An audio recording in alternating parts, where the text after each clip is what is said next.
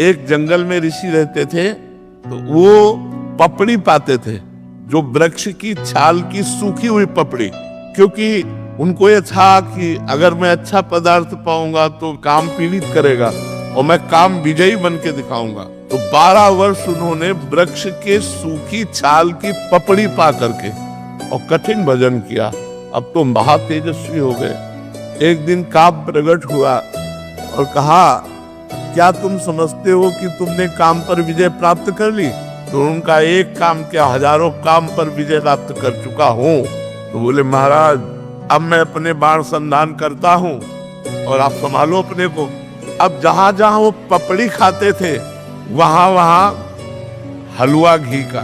तो उनका मेरे तप से भयभीत होकर वृक्ष हमें लगता है कोई स्वादिष्ट पदार्थ देने लगे।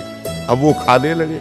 एक दिन छम छम छम छम पायल करती हुई और एक कटोरा लिए हुए जे ही देखा ऋषि आ रहे तो ऐसे हलवा लगा के भाग। उनका, खड़ी हो जाओ, तुम कौन हो?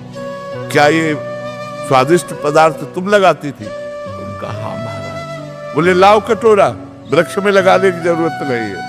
अब रोज कटोरा लेके तुम ले आ जाना, मैं इस कुटिया में रहता हूं। कटोरा लेके आने लगे। फिर एक दिन पूछा, तुम इस जंगल में क्यों रहती हो? तो उनका, मेरी माँ तपस्विनी है तो मैं अपनी माँ के साथ रहती हूँ। तो आखिरकार तुम्हें ब्याह तो करना ही पड़ेगा। नहीं, अगर आप राजी हो ब्याह करने के लिए तो मैं कैसा रहूंगा आपके लिए? अरे महाराज, हम तो आपके सेवा में लगी है, आप आदेश कीजिए। बोले, माँ से बात करके आप कल आना। बोले, अवश्य। दूसरे दिन पधारे। महाराज मैं निराश हूं, ब्याह नहीं हो सकता। बोले, क्यों?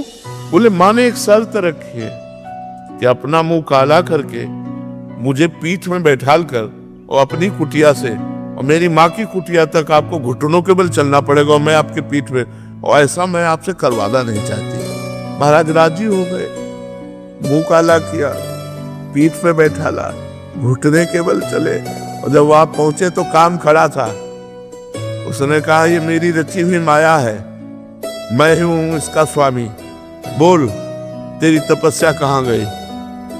ये कहो कि मैं तेरी तपस्या नष्ट नहीं की, केवल दिखाया है तुझे कि अगर तू तपस्या का अहंकार करेगा तो देख, घुटने के बल चल रहा, मेरी माया तेरे पीठ पर बैठी हुई है।